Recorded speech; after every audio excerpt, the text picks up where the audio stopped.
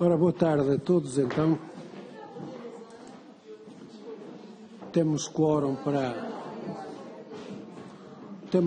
a reunião e, portanto, temos duas questões prévias antes desta reunião.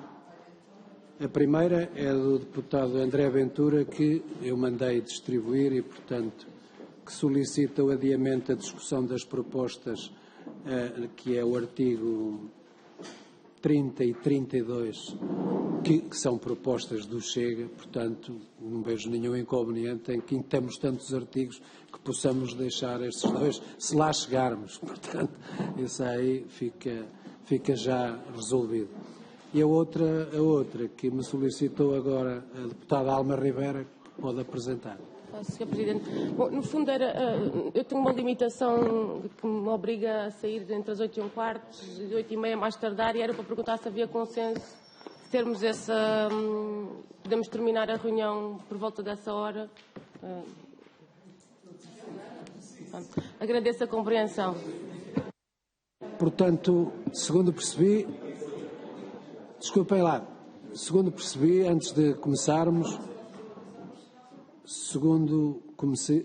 eu acho que a mesa, portanto, os deputados são soberanos nesta matéria.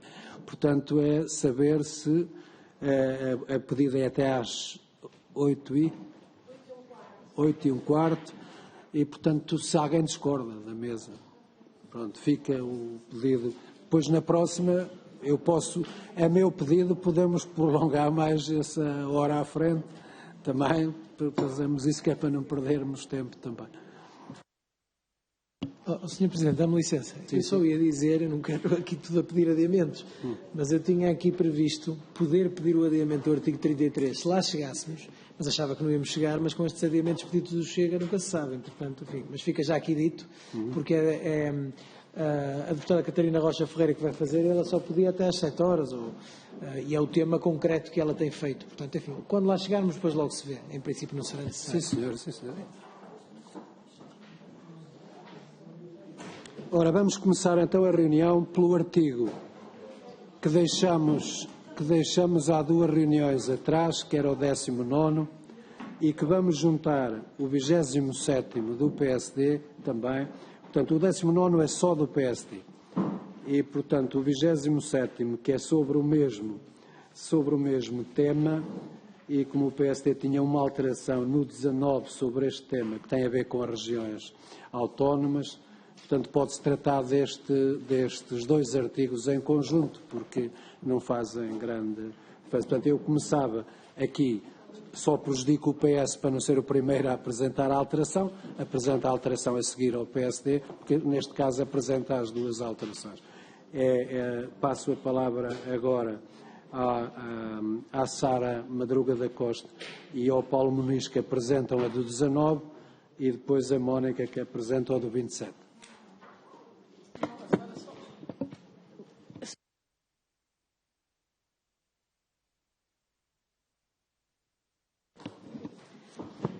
Muito obrigada, Sr. Presidente. Cumprimentar a Sr. Presidente, as senhoras deputadas e os senhores deputados.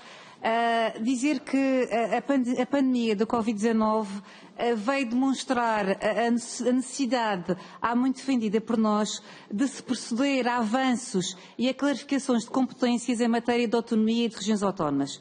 Esta nova realidade que enfrentamos, do Covid-19, pôs a nu as fragilidades existentes fruto de uma repartição de competências entre o Estado e as regiões autónomas que ainda não é suficientemente clara do ponto de vista constitucional, ou então, como se verifica no caso concreto, completamente omissa, tendo sido ultrapassada pela realidade e pela prática, como passaremos a descrever. Estamos perante uma situação que requer uma previsão constitucional urgente e que demonstra bem aquilo que defendemos com o projeto de revisão que apresentámos. Não faz qualquer sentido rever a Constituição, deixando as regiões autónomas de fora ou relegando as suas matérias para um momento posterior, como querem fazer alguns. As matérias das regiões autónomas são matérias importantíssimas que se intercruzam com outras bastante relevantes, como é a do caso em apreço do estado de emergência.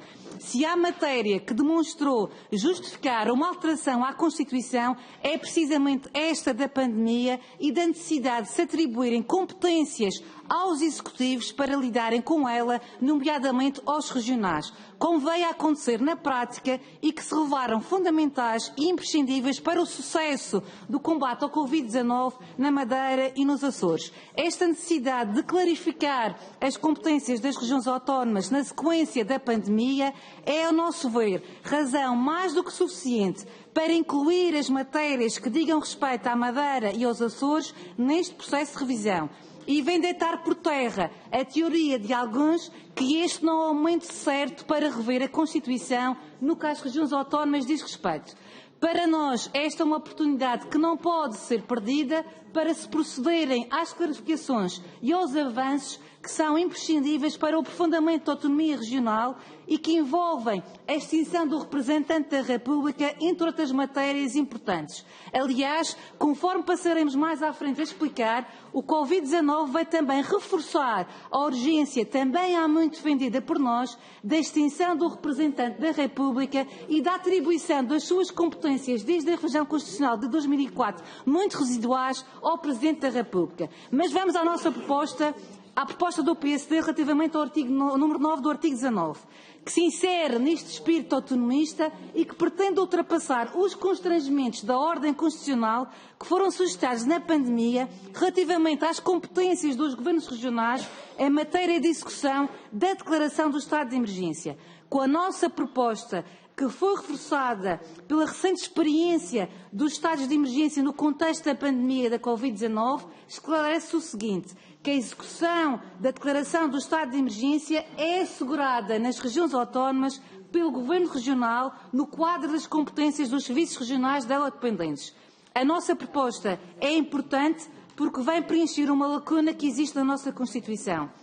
A nossa lei fundamental é omissa em relação a quais os órgãos competentes para executar o estado de emergência, concretamente nas regiões autónomas, limitando-se a referir que a declaração do estado de emergência confere às autoridades competência para tomarem as providências necessárias e adequadas ao pronto restabelecimento da normalidade constitucional.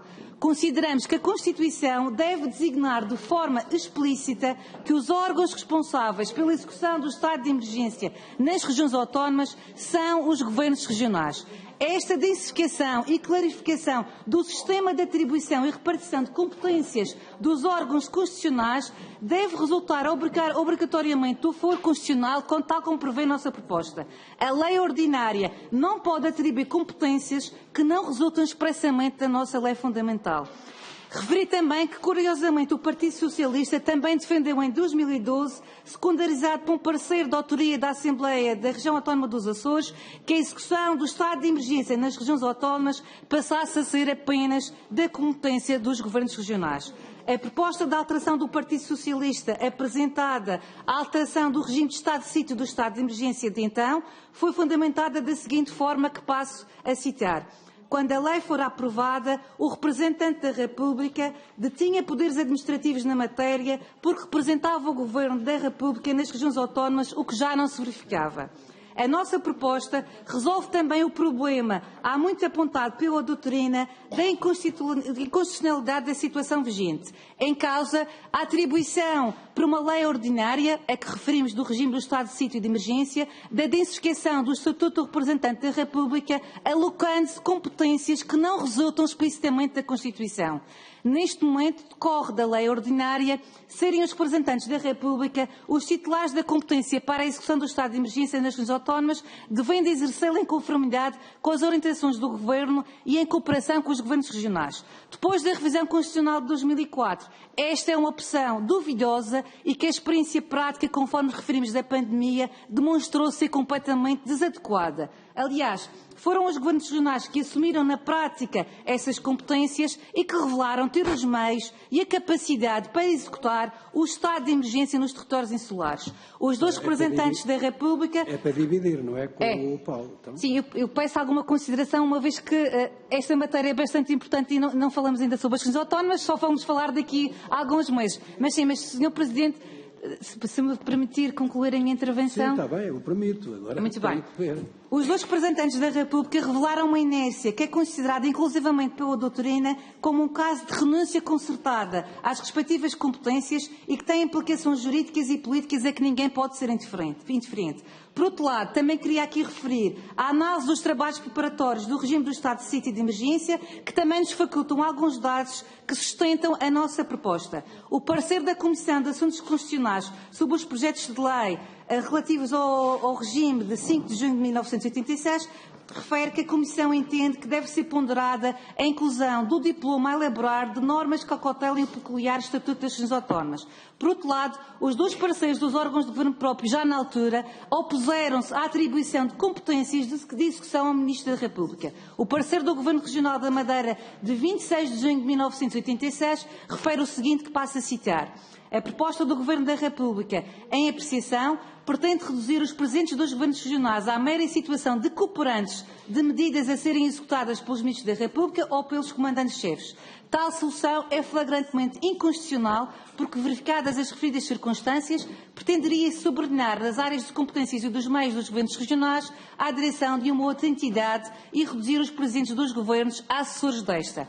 O parecer do Governo Regional dos Açores, de 27 de junho de 1986, refere o seguinte, que na execução do estado de emergência, os governos regionais não poderão ser relegados para um segundo plano. Nem se pode confundir com as futuras regiões administrativas, nem muito menos com o poder local, sob pena de estar perante a subvaloração total das autonomias democráticas. Existe também, por outro lado, e para concluir, uma questão, que é a questão da inconstitucionalidade da execução pelo representante da República, que iremos agora abordar. O representante da República não é, nos termos da Constituição, titular de competências que correspondam ao exercício da função administrativa. Atualmente, as funções de representante da República reduzem-se, como sabemos, a meras funções de representação do Presidente da República, a atividades cerimoniais, de controle do mérito e de controle da constitucionalidade e da legalidade de diplomas regionais. Funções que correspondem exclusivamente ao exercício da função política stricto sensu. O representante da República não é um representante do Governo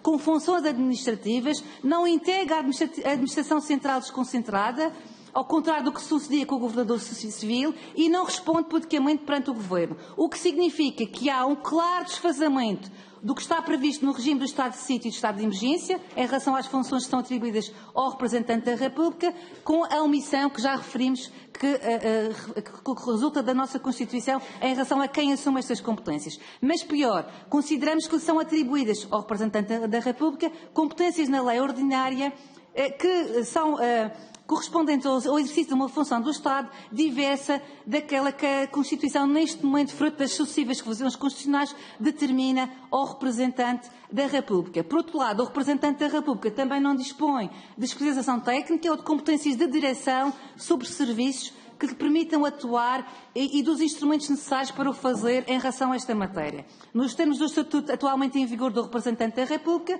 o mesmo dispõe apenas de um gabinete e de um serviço de apoio administrativo, e entre as suas competências de direção, conta-se apenas o poder de determinar a divulgação de comunicados e, em termos de atos que pode praticar, a Constituição e a lei apenas prevêem a aprovação de decretos. Verificando-se assim que o representante da República não tem o perfil adequado ao exercício destas funções de execução nos estados de emergência, não exerce poderes de direito de ação, não exerce poderes de superintendência ou de tutela sobre a administração central periférica sediada nos territórios insulares, nem sob a administração regional, o que não lhe permite mobilizar os meios, nem mobilizar os recursos humanos com o conhecimento e com a diligência que se impõem.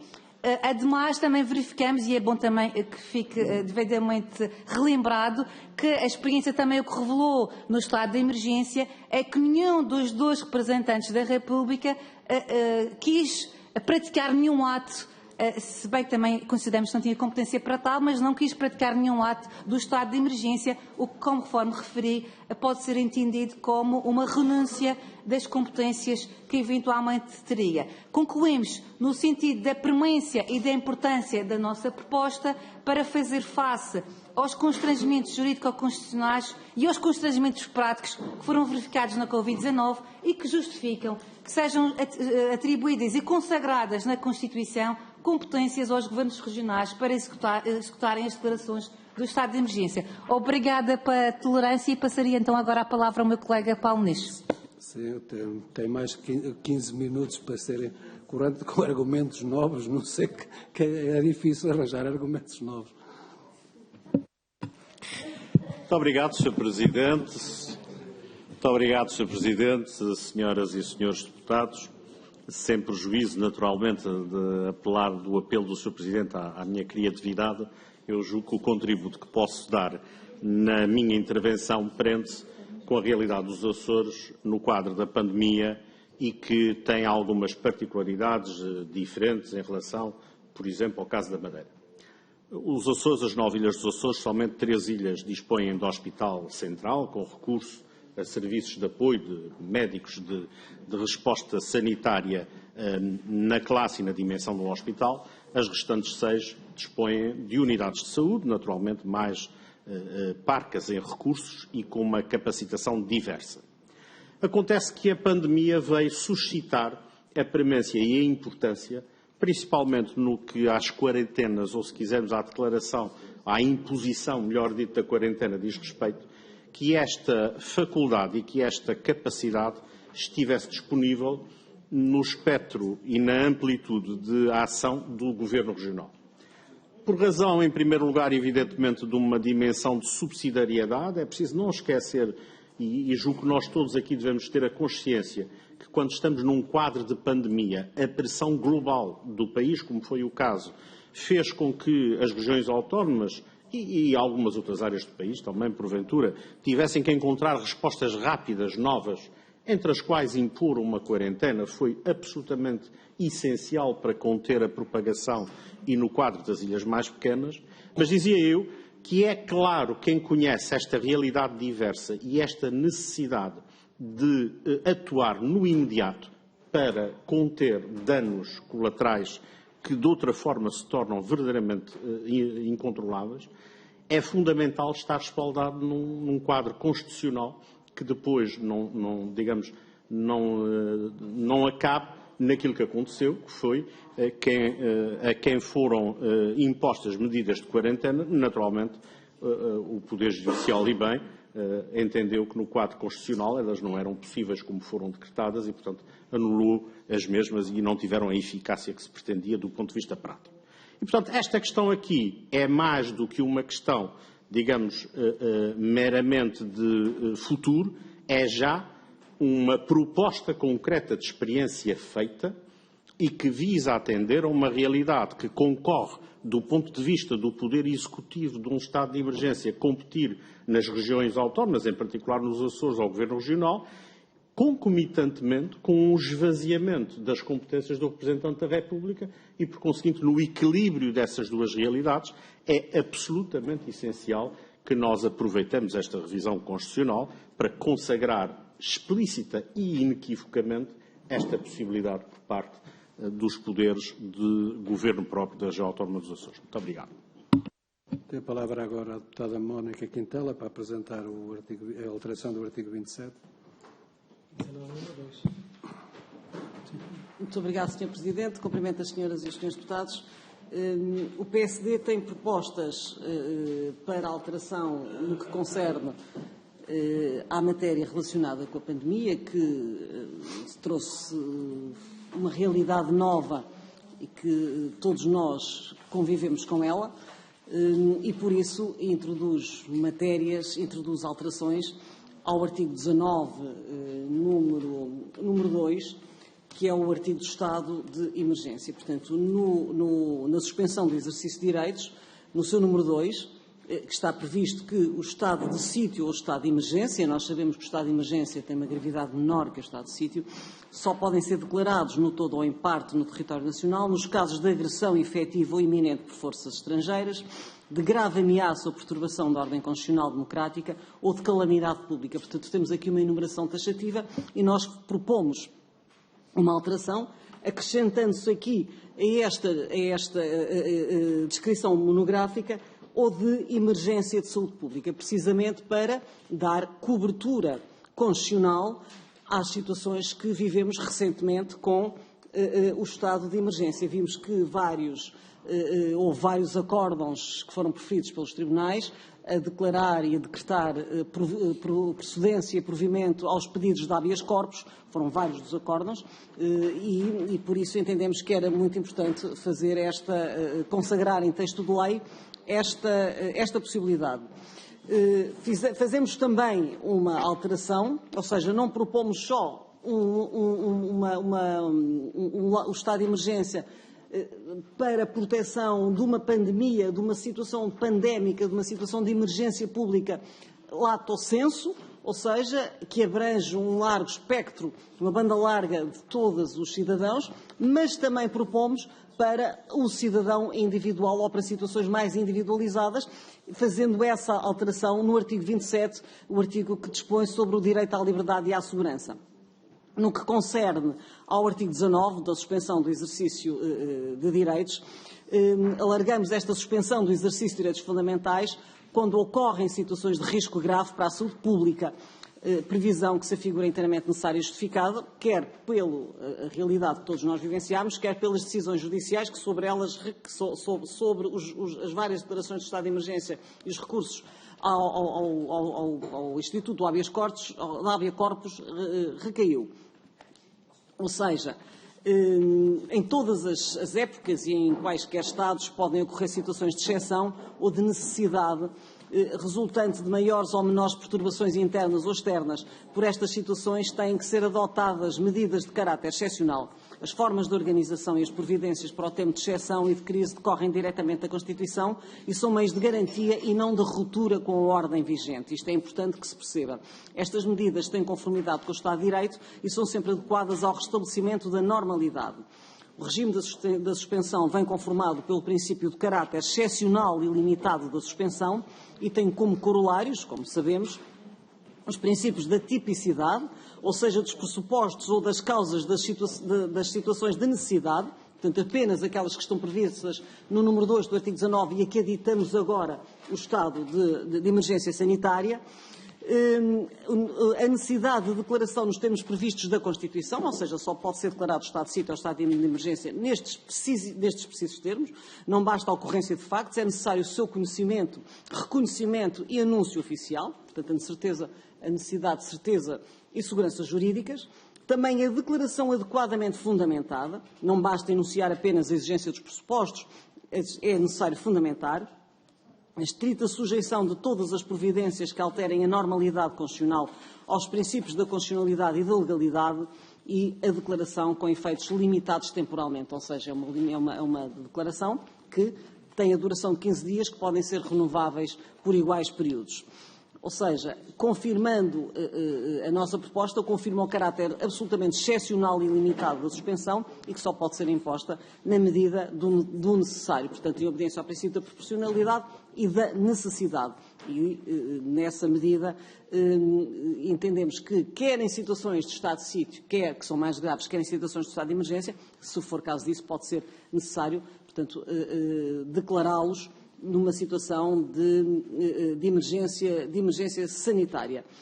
No estado de suspensão, no estado de emergência, a suspensão nunca há a suspensão total dos direitos, designadamente a Constituição consagra limites absolutos da suspensão, isto é muito importante para que possamos ter a certeza e a segurança jurídica daquilo que estamos aqui a discutir, que é, há direitos que a Constituição confere uma proteção absoluta, que são o núcleo, o munus da nossa Constituição, em caso algum pode afetar os direitos à vida, à integridade pessoal, à identidade pessoal, à capacidade civil e à cidadania, à não retroatividade da lei criminal, o direito de defesa dos arguidos e a liberdade de consciência e de religião. Portanto, estas normas conferem-nos a segurança e certezas jurídicas que nos podem fazer aditar a proposta que nós aqui trazemos, ou seja, de aditar a emergência de saúde pública à enumeração taxativa do número 2 do artigo 19, que é um artigo muito importante da suspensão do exercício de direitos. Muito obrigada. Este artigo está conexado com o artigo 27 e no artigo 27, sendo que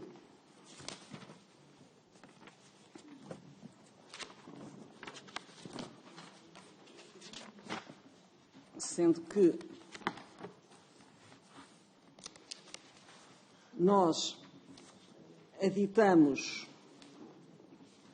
portanto, o artigo 27 que dispõe sobre o direito à liberdade e à segurança, onde o PS também tem uma proposta. O PS só faz, o Partido Socialista só introduz a proposta neste artigo 27, ou seja, do nosso ponto de vista, deixa de fora toda a situação da emergência sanitária em estado de suspensão do exercício de direitos, em estado de suspensão do estado de emergência ao estado de sítio, e nós propomos que no artigo 27 seja aditado, tenho aqui, a linha I, ou seja, que possa ser permitido na linha I do número 3, ou seja, e quando o número 3 dispõe, excetua-se, portanto, diz todos têm direito à liberdade e à segurança, ninguém pode ser total ou parcialmente privado, para fazer a contextualização da liberdade, a não ser em consequência de sentença judicial condenatória pela prática de ato punido por lei com pena de prisão ou de aplicação judicial de medida de coação, e depois exceções a esta proibição de privação de liberdade. Excetua-se deste princípio a privação da liberdade pelo tempo e nas condições que a lei determinar nos casos seguintes. Começa, por exemplo, a linha A, detenção em flagrante delito, e nós propomos que seja aditada uma linha I, ou seja, que se possa excetuar, dizendo ao confinamento ou internamento, por razões de saúde pública de pessoas com grave doença infectocontagiosa, pelo tempo estritamente necessário, decretado ou confirmado por autoridade judicial. Ou seja, é necessário, na proposta do PSD, é necessário que a grave doença, a doença infectocontagiosa seja grave, portanto, e como tal, suscetível de ser propagada e de causar prejuízo à saúde pública, e que ela já esteja verificada. Não é uma eventualidade. Não é uma eventualidade.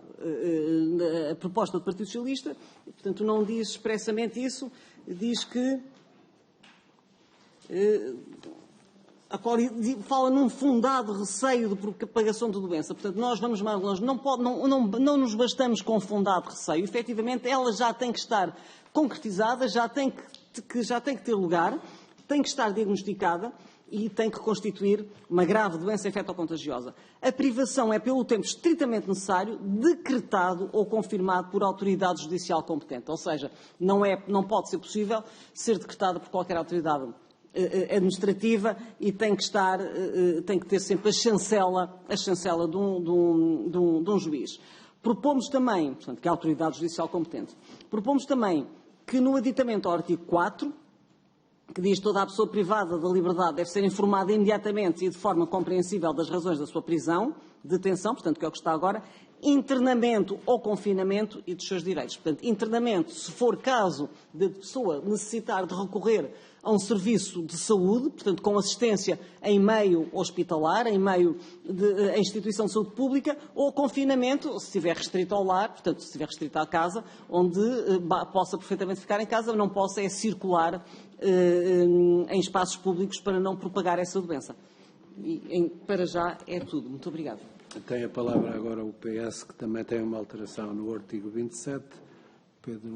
Começo por Pedro Delgado Alves. Não, começo pela senhora deputada, que agora... Alexandra Leitão, sim. Eu pensei que era aqui a Isabel. Eu tenho um esclarecimento, Sr. Presidente. É para apresentar o 27 e não para responder ainda... Não. Pode fazer. É a questão do que eles 19. falaram dos dois, portanto é Ok, para ser em muito bem. conjunto. Muito bem. Então, se calhar, começando, apesar de tudo, pela apresentação da nossa proposta e depois passando à questão do artigo 19. A proposta enfim, tentando abreviar um pouco, eu penso que o contexto todos nós conhecemos, não é? Tem a ver com enfim, não sei se é a lacuna, mas pelo menos com uma omissão que resulta de não estar previsto no artigo 27, a privação de liberdade, acaba por ser, de certa forma, por razão que tem a ver com evitar a propagação de doença ou infecção graves. Na nossa proposta, o que fazemos é referir separação de pessoa. Portanto, há vários aspectos nesta norma que todos eles têm o seu quê, não é? Como, aliás, falar em separação e não em confinamento ou internamento são coisas, apesar de tudo, um pouco diferentes, sobretudo se falarmos em internamento. A separação pode ser, naturalmente, a pessoa ficar na sua própria casa, mas num espaço separado. Não falamos em confinamento ou internamento, mas em separação. Depois, na verdade, fala-se em pessoa que já seja portadora de doença ou relativamente à qual exista fundado receio de propagação de doença ou infecção graves. Também aqui a nota de grave, quer num caso, quer no outro, mas efetivamente a inclusão do fundado receio, no sentido em que, por exemplo, no tempo que me dei entre a pessoa haver um prazo para que a pessoa faça um teste, por exemplo, não saber estar já a poder contagiar a doença. Depois, enfim, se a senhora deputada Marta Temido me quiser complementar ou, enfim, ou acrescentar, seria ótimo. Depois, determinada pela Autoridade de Saúde, na medida em que a Autoridade de Saúde Nacional tem, de facto, já hoje esta competência, até nos termos de regulamentos internacionais, julgo eu, e, por decisão fundamentada, tempo estritamente necessário, claro, o princípio da proporcionalidade sempre exigiria que fosse pelo tempo estritamente necessário. O que é que, qual é agora a grande dificuldade? Naturalmente que a intervenção de uma autoridade judicial entendemos também que faz todo o sentido. O problema aqui, e é de difícil solução, é a celeridade que este tipo de processos exigem, para que as pessoas, enfim, não andem a propagar a doença, e a intervenção judicial que, infelizmente, e por razões também compreensíveis, não poderá ter, ou dificilmente conseguirá, essa mesma celeridade. E, portanto, aquilo que nós pusemos aqui foi uma garantia de recurso urgente à autoridade judicial, podendo, naturalmente, tendo que criar este recurso urgente no mais curto espaço de tempo, mas devo dizer que nos revemos na possibilidade, aliás, constante do projeto do PSD, na parte que refere ao decretado ou confirmado. O decretamento prévio parece-nos que seria o ideal, mas será, na maior parte das vezes, incompatível na prática com a celeridade que este processo exige. A confirmação num espaço de tempo que a lei determinará. Eu imagino que aqui não se remete para a lei, mas terá que ser 24 horas, 48 horas, essa confirmação, e sem prejuízo ainda de um eventual recurso, já nos parece ser compaginável com a celeridade que isto exige. Portanto, concluindo, a expressão separação, a necessidade de incluir o fundado receio, parece-nos que é importante, atendendo ao que se aprendeu também com a recente pandemia da Covid-19, a determinação por autoridade de saúde que tem essa competência internacionalmente, por tempo estritamente necessário, naturalmente, e, eventualmente, decretada ou confirmada. O decretamento não será, na maior parte das vezes, possível, mas a confirmação parece-nos que pode ser uma solução de ir buscar, digamos assim, compondo uma norma que tenha, de certa forma, elementos que constam também nesta parte do confirmado relativamente ao projeto do PSD. Relativamente ao artigo 19, de facto, não acompanhamos a inclusão do número 9. Antes de mais, o número 9, tal como está incluído, deixa-nos uma dúvida que, em matéria do que estamos a falar, não é? Estamos a falar do core, desculpem o inglês, do âmago do que é um Estado de Direito, não é? E, portanto, estamos a falar de Estado de sítio e Estado de emergência, aqueles momentos em que muitas coisas, vários direitos podem ser restringidos, vários direitos podem ser suspensos, à exceção dos que constam do próprio artigo 19, e, portanto, no fundo há aqui uma primeira dúvida, que não é inteiramente resolvida pelo facto do número 9 do projeto do PSD apenas se referir a Estado de emergência. Naturalmente não se refere a Estado de sítio, ninguém estaria aqui a defender, creio eu, que as regiões tivessem competências em matéria de Estado de sítio, mas porque nem a Constituição, nem na verdade a lei do Estado de sítio e Estado de emergência são absolutamente lapidares quanto às causas de um e de outro. É verdade que a lei de Estado de emergência, Estado de emergência diz que o Estado de sítio é em regra para as situações de guerra e tal, mas também diz que a outra é para situações iguais mas menos gravosas, nomeadamente calamidade pública, o que significa que a lei não exclui que uma situação que não seja de calamidade pública possa ser de estado de emergência, desde que seja menos gravosa do que a outra. Ou seja, o que eu quero dizer é isto. Não é claro, nem na Constituição, nem na lei que a desenvolve, embora aqui o que interessa é a Constituição, se, ao falarmos em estado de emergência, primeiro problema que nós temos com a norma, não estamos a abrir a porta a uma eventual competência das regiões autónomas em outros casos que não a saúde pública. E desde logo aqui a pergunta que fazemos, até porque o projeto do PSD inclui a saúde pública no número 2, se estão a referir ao estado de emergência decretado apenas com fundamento na saúde pública ou a qualquer outro estado de emergência que não apenas o decretado no âmbito da saúde pública. E isto, não concordando nós com isso, mesmo no caso do estado de emergência com fundamento em saúde pública, desde já fica dito, seria sempre importante ter a certeza que não estamos a falar de uma abertura para outros fundamentos do estado de emergência. Esta era a primeira nota. É mesmo assim, e mesmo admitindo que são apenas para o caso de saúde pública, duas coisas. A primeira é que, de certa forma, este número 9 de alguma forma, contraditório ou redundante com o número 8, porque no fundo o próprio número 8 já diz que são as autoridades competentes e, portanto, se tiverem competência, ou seja, não se percebe muito bem o que é que, se de certa forma é assim, o que é que este número 9 acrescenta. Eu sei o que acrescenta com clareza que os governos regionais podem fazer.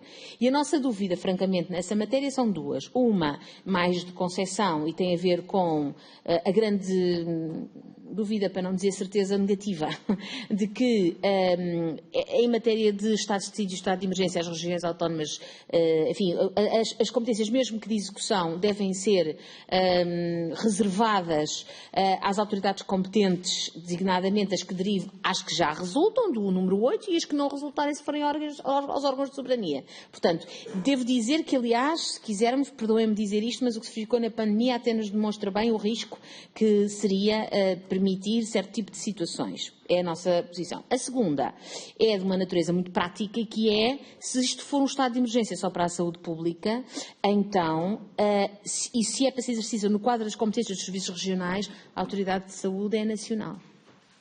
A autoridade nacional, até nos termos internacionais, e depois com a devida autorização do Sr. Presidente, gostaria de pedir à Sra. Deputada Marta Temido que sobre este aspecto pudesse desenvolver um pouco mais, porque a Autoridade Nacional de Saúde é, de facto, de âmbito nacional e, portanto, isto acaba, ou se o estado de emergência for só para a saúde, porque podemos ter aqui até, não digo uma norma vazia, mas pelo menos uma norma difícil de implementação. Muito obrigada. Tem a palavra, então, a nossa Vice-Presidente, Marta Temido. Muito obrigada, Sr. Presidente. Boa tarde a todas e a todos. Bom, antes de mais uma nota, quis o destino, ou a ironia da vida, que estivéssemos a discutir esta alteração, estas propostas de alteração constitucional na data em que se registram exatamente 3 anos sobre os primeiros casos de Covid.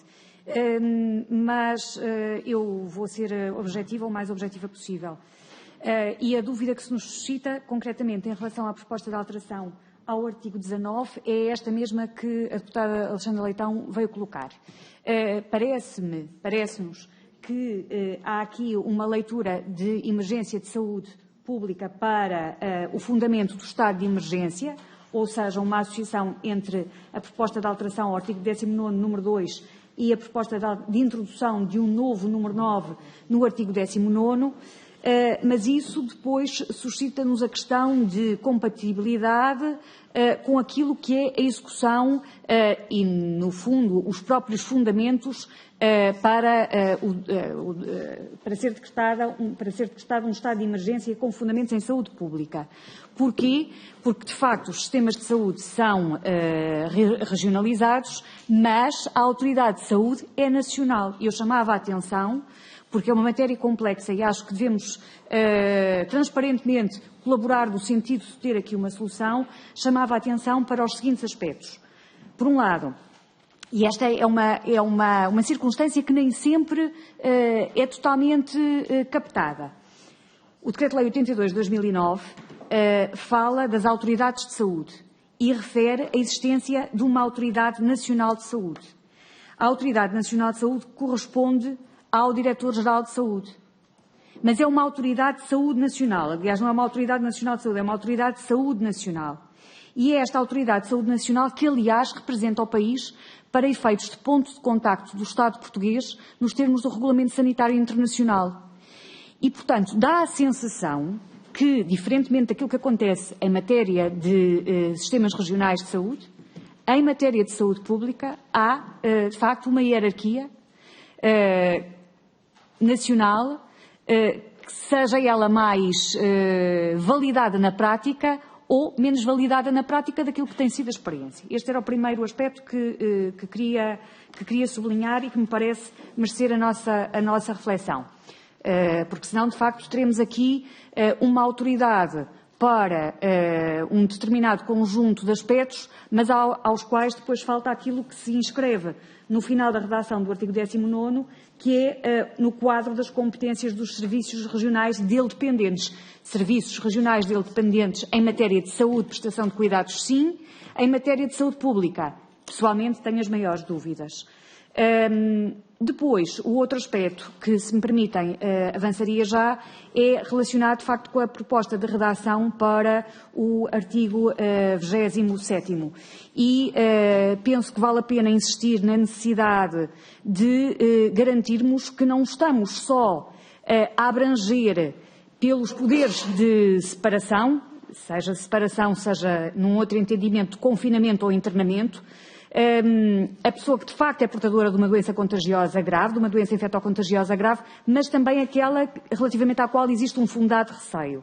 Porque a experiência mais recente da Covid-19, mas também experiências anteriores, mostram-nos a necessidade, de facto, de garantir esta designada quarentena, aliás, também designada pelo Regulamento Sanitário Internacional. E, portanto, isto não é uma invenção portuguesa, é mesmo uma necessidade que se suscita a propósito de doenças infectocontagiosas, em especial graves e em contexto de pandemia, que conviria a cautelar para o futuro. Tanto mais assim é que outros países que não tinham este quadro fizeram também as suas reflexões, como foi o caso de outros países do espaço europeu, porque se confrontaram, de facto, com estas necessidades. Por último, dizer que quando falamos do decretamento ou confirmação por uma autoridade judicial, que a dificuldade prática que se coloca é aquela que surgiu em dias de pandemia em que nós tivemos mais de 30 mil casos. E, portanto, sujeitar à intervenção de uma autoridade judicial prévia uma circunstância desse tipo é naturalmente uma dificuldade. Naturalmente que o que queremos aqui, penso eu, todos, é que a Constituição acolha uma solução que responda à incerteza jurídica com a qual nos confrontamos muitas vezes durante a necessidade de adoção de medidas para responder sempre proporcionalmente em forma adequada e necessária àquilo que era a salvaguarda da saúde e a salvaguarda das vidas humanas. Penso que teremos a responsabilidade de encontrar uma solução que acolha não só aquilo que foram os ensinamentos da Covid-19, mas aquilo que poderão vir a ser as necessidades de responder a novas pandemias, como todos sabemos, serão cada vez mais frequentes, de acordo com aquilo que são as previsões. Muito obrigada. Muito obrigado também, Sra. Deputada. Tem também a palavra o PCP, que tem uma alteração também no artigo 27. Obrigada, Sr. Presidente. Por uma questão de coerência e de lógica. Primeiro, faria os comentários aos... Pode abranger as duas. Porque senão acabamos por estar a falar de temas... Assim, isso vale para todos os partidos, já que se inseriram a conexão dos dois, podem falar dos dois. Bom, relativamente ao artigo 19º, esta proposta compreendemos que decorra da experiência da pandemia Covid-19, mas o que nós retivemos dessa experiência foi, na nossa opinião, que não teria sido necessária a declaração do estado de sítio ou de emergência, porque a adesão dos portugueses à adoção de medidas concretas de proteção da saúde pública foi algo de notável e quase generalizado. Aliás, a única exceção foram alguns setores, alguns grupos com uma expressão muito reduzida entre nós. Aquilo que, por outro lado, gerou alguma contestação foi o exagero de algumas medidas que foram impostas ao abrigo, à revelia da lei e da Constituição, que foram pelos governos regionais dos Açores e da Madeira, que foram precisamente desautorizados pelos tribunais. Relativamente à proposta do PSD para um novo número 9, atribuindo aos governos regionais a competência para assegurar a execução do estado de emergência nas regiões, no quadro das competências dos serviços regionais deles dependentes, aquilo que disse anteriormente sobre aquilo que entendemos ter sido um abuso ou um excesso dos governos regionais já seria suficiente para que esta proposta, a nosso ver, não fosse aceite. Mas, de facto, há ainda outros argumentos importantes. É que a decisão e os contornos concretos da declaração do estado de emergência competem a órgãos de soberania e a sua execução também. E, portanto, os direitos que podem ser restringidos por via de estado de exceção constitucional não estão sob as competências dos governos regionais e, a nosso ver, assim devem manter-se. Agora vamos ao artigo 27. Relativamente àquela que é a proposta do PS para a linha I, a questão do problema do confinamento, o PS propõe esta separação, que é uma forma eufemística para a privação da liberdade, sem dizer exatamente onde é que ela se dá, da pessoa portadora de doença contagiosa grave ou relativamente à qual existe um fundado receio de propagação da doença ou infecção grave. Ou seja, não se limita ao infectado, mas todos aqueles que possam ter estado em contacto com os infectados. Sendo essa separação determinada por autoridade de saúde, percebemos aqui em que casos e por quem, com garantia de recurso urgente à autoridade judicial. Sendo que isto, sendo um recurso necessariamente individual, levava-nos para um patamar de entupimento de tribunais numa situação como aquela que vivemos, que seria assinalável. Portanto, esta proposta nós compreendemos que se baseia na experiência da pandemia, mas aquilo que essa experiência concretamente nos revela é, na nossa opinião, a desnecessidade dessa imposição constitucional que tem um caráter extremo, porque se trata de impor medidas que privam a liberdade. E aquilo que a experiência da pandemia nos revelou é, de facto, uma grande aceitação e um generalizado acatamento das medidas sanitárias que as autoridades decretaram e, a nosso ver, nem teria sido necessário impor o estado de emergência. Aliás, opusemos-nos a esse mesmo estado de emergência. E, portanto, entendemos que aquilo que devíamos fazer era refletir sobre os excessos que foram cometidos e não constitucionalizarem-se os excessos, que essa não é, de facto, a saída que entendemos a mais adequada. A proposta do PSD não vai tão longe quanto a do PS nesse aspecto, porque a privação se limita à própria pessoa que está infectada e não relativamente a terceiros sobre os quais recaia, portanto, fundado receio, mas, em todo o caso, a questão de princípio e a nossa consideração genérica é a mesma e, portanto, também não acompanhamos a proposta do PSD. Agora sim, sobre a proposta do PCP, do artigo 27, como é sabido, por questões que são justificadas normalmente pelas questões de manter o comando e para repor a legalidade. Existe o Instituto da Prisão Militar, a prisão disciplinar dos militares, que é a pena mais grave por infração disciplinar. Ora, ela constitui uma exceção muito profunda naquele que é o nosso regime de direito à liberdade e à segurança, uma vez que nós entendemos que as penas privativas de liberdade só podem ser decretadas pelos tribunais e com garantias de defesa. E, portanto, nada disso está assegurado nesse contexto. Nós compreendemos as justificações, nomeadamente da ação de comando, em tempo de guerra, no decurso do teatro de operações, que justifica a manutenção desta exceção. Agora, isso não faz sentido acontecer em tempo de paz ou fora desse contexto.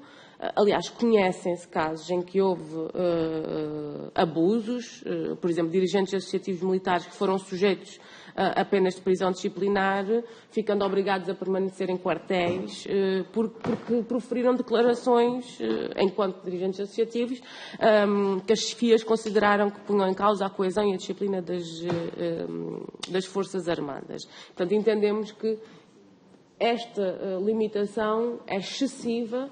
A sua justificação só corresponde ao tempo de guerra ou ao decurso de operações e que não deve ser permitida em tempo de paz. Acrescentamos ainda que, de facto, aquilo que é a possibilidade de recurso, que é uma evidência, não suspende a aplicação da medida nos casos em que ela continua a ser admitida. E, portanto, aquilo que hoje temos é que, mesmo que o Tribunal considere ilegal a prisão, a pena continua a constar da caderneta militar como uma sanção militar aplicada e, portanto, acaba por não se conseguir reparar totalmente aquela que é a situação inicial.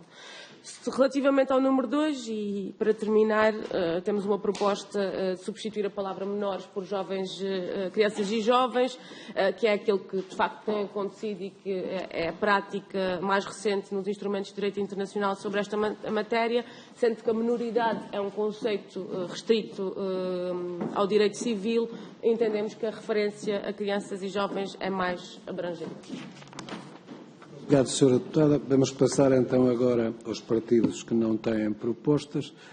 Para o Chega, tem neste momento a palavra o deputado Rui Paulo Sousa. Sr. Presidente, caros colegas, relativamente ao artigo 19, o Chega desde logo considera que se deve ter muita cautela quando se legisla no sentido de restringir direitos aos cidadãos. O PSD apresenta hoje aqui uma proposta para que também a emergência de saúde pública seja razão para declarar o estado de sítio ou de emergência. O facto é que durante a pandemia foram aprovadas de forma consecutiva declarações de estado de emergência, ou seja, a nossa lei constitucional já tem resposta para esta problemática, não se verificando qualquer necessidade de alterar o texto no sentido que o PSD vem propor. No fundo, o que o PSD propõe é a consagração da possibilidade de estado de emergência especificamente por razões de saúde pública, com duração a fixar por lei, e o que nós perguntamos para quê? O que é que não foi feito ao nível da restrição dos direitos de cidadãos, que o PSD acha que devia ter acontecido? Os negócios tiveram que fechar, as pessoas tiveram que trabalhar de casa, foram limitados no seu direito de circulação, entre tantas outras coisas. E o PSD ainda acha que é preciso mais. Além disso, recorde-se, durante a pandemia, o PSD previa a possibilidade de confinamento ou internamento de pessoa infectada com grave doença contagiosa, se necessário por razões de saúde pública, em condições a determinar por lei, incluindo a confirmação por autoridade judicial. Portanto, o que o PSD parece querer é a possibilidade de internamento compulsivo, embora de forma disfarçada. Mas outros países europeus, apesar de prever restrições de direito em determinadas circunstâncias, não o admitem por razões sanitárias. É o caso da Alemanha e França. Estes países, na verdade, acabam por ter um quadro jurídico nesta matéria parecido com o português e também eles não se viram impedidos de decretar certas medidas, Portanto, reiteramos esta alteração do PSD, não tem qualquer utilidade, sendo antes uma tentativa de restringir os direitos dos cidadãos sem qualquer necessidade. Relativamente ao artigo 27º, neste artigo, tanto o PS como o PSD pretendem admitir o internamento compulsivo. A resposta, ou melhor, a proposta do PS ainda vai mais longe, porque permite o internamento ou, como redigiram, a separação sem qualquer intervenção judicial, apenas admitindo o recurso para a autoridade judicial. Quer dizer, primeiro prende-se, restringem-se os direitos, limita-se totalmente a liberdade das pessoas e depois, se estas quiserem, recorrem a um juiz. Isto é um verdadeiro atentado à liberdade das pessoas, aos direitos fundamentais e, na verdade, ao Estado de Direito. Pode mesmo funcionar como uma outra forma de prisão, que não tem de passar pelo crivo judicial e por todos os direitos que são inerentes aos detidos. O Chega é total e frontalmente contra esta proposta de alteração por parte do Partido Socialista. Tendo também reservas quanto à proposta do PSD, embora esta pelo menos prevê a intervenção de um juiz para decretar o confinamento ou para o confirmar. Relativamente à proposta do PCP, na linha D, relativamente à disciplina imposta aos militares, discordamos desta proposta porque pensamos que, obviamente, tem que haver sempre disciplina no que diz respeito à questão militar e, mesmo em tempo de paz, os militares continuam a ter um serviço militar que estão a cumprir, continuam a ter deveres, obrigações e é essencial haver uma disciplina imposta, inclusive nesse tempo, para que se mantenha, obviamente, a funcionar toda a parte hierárquica dentro do espírito militar. No que diz respeito ao E, aí concordamos com a alteração proposta pelo PCP. Obrigado. Muito obrigado, Sr. Deputado. Tem agora a palavra, por Iniciativa Liberal, o deputado Coutinho de Figueiredo. Muito obrigado, Sr. Presidente. Muito boa noite, senhoras e senhores deputados. Eu devo confessar que estou chocado com a ligeireza e a facilidade com que se tem estado a discutir temas com cariz securitário e até, em certos casos, totalitário, como se estivéssemos a falar da mais banal das disposições constitucionais. Não estamos também a falar de limitações de direitos fundamentais. E antes de dar vazão a esta minha indignação, vou ver se consigo arrumar aqui alguns temas um bocadinho menos propícios à elevação da tensão arterial.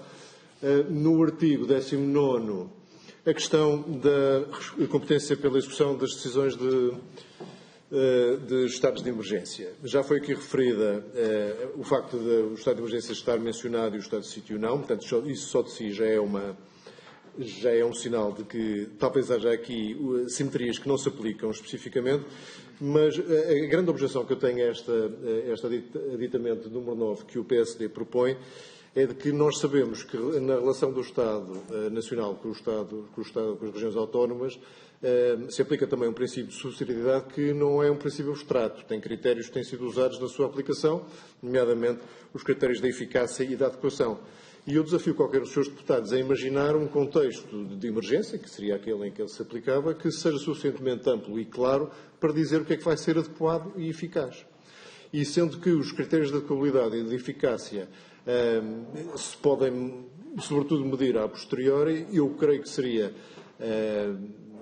arriscado estar a presumir que é desde já o Governo Regional, os Governos Regionais, que têm mais capacidade de executar aquilo que se vier a ser decidido no contexto da declaração de um estado de emergência. Eu entendo que desde que o regime do estado de sítio e do estado de emergência foi aprovado, já lá vão quase 40 anos, tenha desaparecido o Ministro da República e depois o Representante da República, e nós agora queremos acabar com o Representante da República, percebo que isso levante questões, percebo sobretudo que o Tribunal Constitucional já se tenha pronunciado sobre isso e também tenha achado que há insuficiente clarificação sobre o papel dos governos regionais na execução dos estados de emergência, mas isso não justifica a introdução, sobretudo, desta clarificação deste modo. Do nosso ponto de vista, devia ser o Governo da República a ter essa competência e, sobretudo, por uma questão de garantia, portanto, vou ser uma questão garantística, dos próprios cidadãos das regiões autónomas, na medida em que o Governo Regional não é um órgão de soberania, não responde perante a Assembleia da República e, sendo a Assembleia da República quem compete decretar as limitações que resultem de estados de emergência,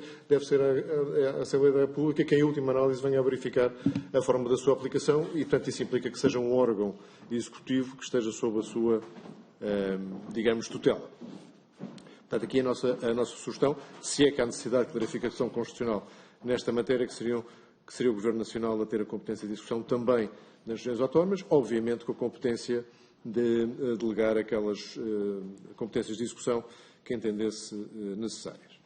E de agora os temas que eu chamei securitários ou até totalitários. Em primeiro lugar, no artigo 19º, não vejo utilidade, nem necessidade, nem vantagem, e vejo riscos e desvantagens em introduzir especificamente a previsão das emergências de saúde pública como possibilidade de declarar estado de sítio e estado de emergência. Não foi a ausência desta menção que impediu que tivéssemos aprovado 17 decretos de estado de emergência nos últimos 3 anos, e não foi certamente por aqui que houve falta de eficácia das medidas. O que nos leva então ao infame artigo 27º e as alterações que aquilo se pretende fazer. Há um motivo pelo qual este artigo, não consegui verificar todos os decretos, mas creio que em nenhum dos decretos de estado de emergência foi mencionado como um dos artigos cujos direitos estavam a ser limitados no estado de emergência. Não é por acaso. É porque se sabia que os estados de emergência estavam, de facto, a limitar direitos que este artigo prevê e que, portanto, é um artigo que deve ser particularmente bem cuidado e salvaguardado e não pode ser transformado numa espécie de lista de exceções que, de tanta exceção, acabam por se normalizar. E, portanto, fazer uma revisão constitucional, eu aqui não quero usar a expressão em cima do joelho, mas em cima ainda de uma época que foi, em muitos sentidos, traumáticos para muitos de nós, e com isto querer tapar tudo o que se pensou que foi uma dificuldade de aplicação de normas de emergência e de suspensão de direitos fundamentais, repito, direitos fundamentais, é muito má conselheira. Em particular, a proposta do Partido Socialista parece-me que, lamento, Srs. Deputados do Partido Socialista, isto não foi bem pensado. Não foi bem pensado. O que é um fundado receio de propagação? Quem é que o funda? Fundamenta-se, penso eu. Quem? Com que verificação?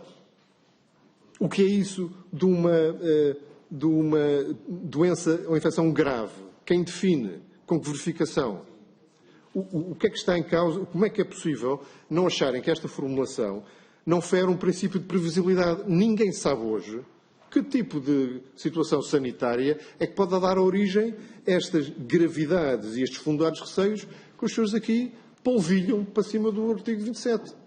Ninguém sabe. Portanto, um princípio da previsibilidade já deu, aliás, origem a que o Tribunal Europeu de Direitos dos Homens, dos Direitos Humanos, tenha dado razão a quem se queixou de imposições, de limitações de circulação e confinamentos até, e de impossibilidades de exercício dos direitos, exatamente porque estas regras não têm que ser previsíveis para os cidadãos. Eles têm que saber de que forma é que vão ser decretados limites aos seus direitos e, sobretudo, os direitos fundamentais. Não contentes com isto, quero que isto seja decretado por autoridades administrativas, antes da possibilidade de qualquer tribunal pronunciar-se. Já temos uma ferramenta que substitui esta necessidade. Chama-se estado de emergência. Funcionou. Isto é para quê? Isto é para termos 30 mil pessoas a recorrer aos tribunais quando acham que a sua liberdade foi indevidamente limitada? Acham que isto é uma solução que tenha, quer do ponto de vista dos princípios, quer do ponto de vista da praticabilidade, alguma lógica? Confesso que tenho enorme dificuldade em perceber como é que se tenta, com esta ligeireza, resolver a questão desta maneira. Quando o Tribunal Constitucional olhou para as questões como os estados de emergência tinham sido e a legislação que depois, com base neles, foi emitida, tinha sido aplicada, há uma frase que eu aqui cito, que o Tribunal, ao considerar inconstitucional algumas das execuções, diz: não é admissível solução legal que permitisse que a privação de, neste caso, de liberdade, operasse apenas por ato administrativo desprovido de controle judicial. Ato administrativo desprovido de controle judicial, não é possível fazê-lo, que não seja temporalmente conexo com ela. E não penso que o Tribunal Constitucional seja composto por pessoas particularmente libertárias. Depois dizem que isto se aplica a qualquer doença contagiosa. Isto, mais uma vez, estão a olhar para o retrovisor, as conhecemos, sabe-se lá qual vai ser a natureza de doenças contagiosas no futuro, e não se sabe quem é que vai considerar e aferir o grau de gravidade das mesmas.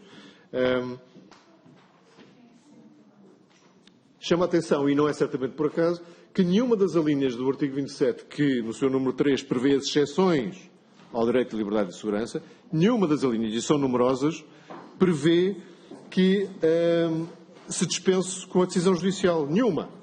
Esta seria a primeira. Há um motivo para isto, é que não se pode suspender os direitos fundamentais das pessoas sem decisão judicial e sem, atrevo-me a dizer, em casos que já passámos e que acho que não é impossível que voltemos a passar, sem intervenção e opinião da Assembleia da República como órgão de soberania representante do povo.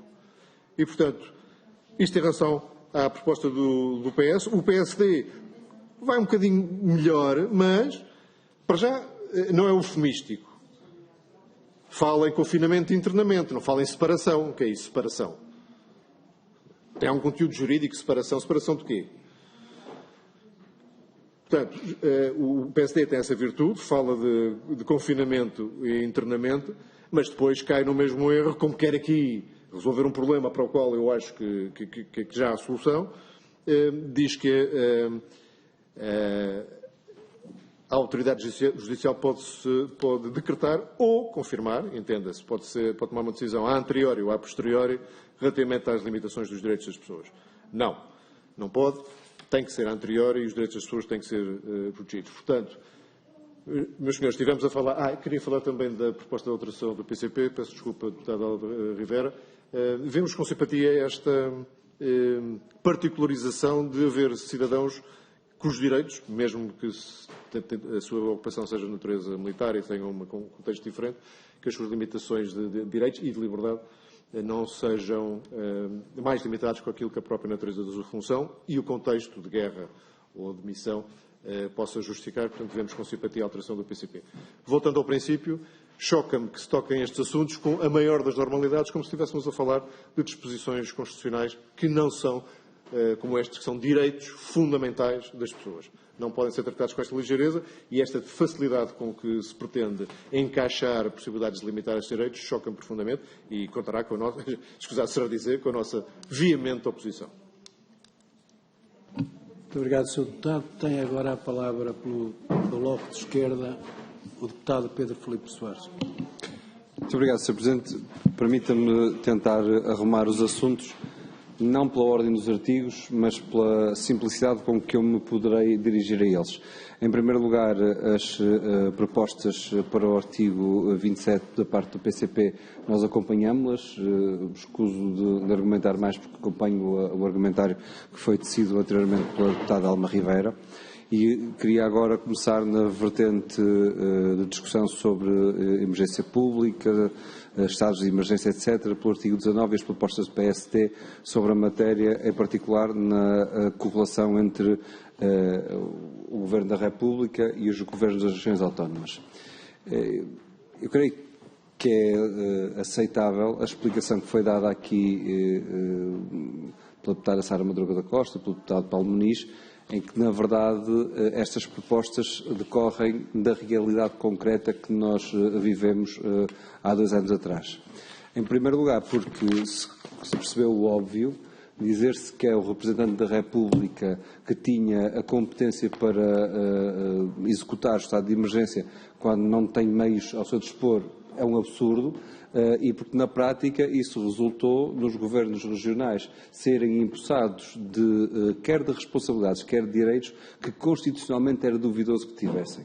E por isso acho que há aqui uma questão específica à qual se tem que dar resposta. Eu divirjo da opinião do deputado Coutinho Figueiredo, que diz que mas isto criava problemas até constitucionais de relacionamento entre poderes. Não aconteceu isso, por exemplo, em direitos específicos que as autarquias também têm no espaço continental ou no espaço das regiões autónomas, apesar de serem também, não estarem debaixo da alçada da fiscalização da Assembleia da República, desse ponto de vista direto. E, no entanto, não houve nenhum problema. Foi passível fazer-se... Não, desse ponto de vista, houve um conjunto de incumbências também atribuídas às câmaras municipais, ainda na execução do estado de emergência, que não colocaram qualquer problema, por um lado, quer de fiscalização à Assembleia da República, por outro lado, até na própria execução do estado de emergência, esta segunda opinião mais subjetiva sobre a matéria. Mas, especificamente, sobre os poderes a atribuir às regiões autónomas, Eu creio que esta proposta ela é avisada porque vai dentro do espaço executivo que compete aos governos regionais. Havia um risco, eu sei que está a decorrer em particular nos Açores um debate aprofundado sobre a revisão da autonomia e sei que parte desse debate arriscava-se a ser transportado aqui para a revisão constitucional numa ideia de, na própria região, autonomamente, se poder decretar supressão de direitos. Eu creio que isso aí não há previsão constitucional e nós não defendemos que haja previsão constitucional para isso.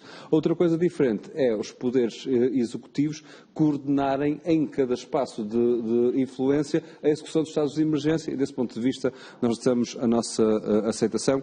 Por isso, terminava a resposta ou a nossa posição face às propostas relativas ao artigo 19º. O artigo 27º parece-me bastante mais complexo. Já retirei de cena as propostas do PCP, por isso refiro-me às propostas quer do PSD, quer do PS. Ambas partem de um pressuposto que, por um lado, no caso específico da proposta do PSD, os anteriores estados de emergência, ou melhor, o período em que não tivemos estado de emergência, mostra que não é execuível.